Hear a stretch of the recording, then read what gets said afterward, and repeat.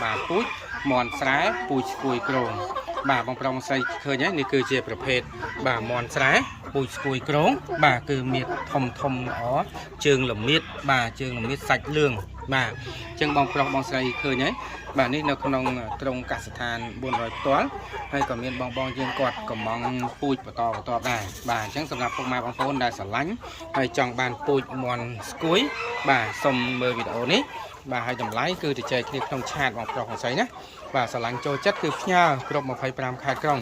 ក្នុងប្រទេសកម្ពុជាបាទអញ្ចឹងពូជមន់ស្រែពូជស្គួយក្រង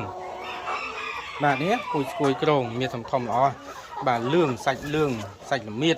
បាទជើងលឿងបាទរោមកម្មបាទស្រស់ស្អាតបាទសម្រាប់ពុកម៉ែបងប្អូនដែលស្រឡាញ់ហើយចង់បានពូជបាទអញ្ចឹងប្រភេទមេបាបាទស្គួយក្រងបងប្រុសបងស្រីណាបាទអញ្ចឹងបងប្អូនចង់បានពូជល្អមានគុណភាពកុំភ្លេចនឹកដល់កសិដ្ឋាន400បាទផ្ញើគ្រប់ខេត្តក្រុងធានាសុខភាពធានាសុវត្ថិភាពជូន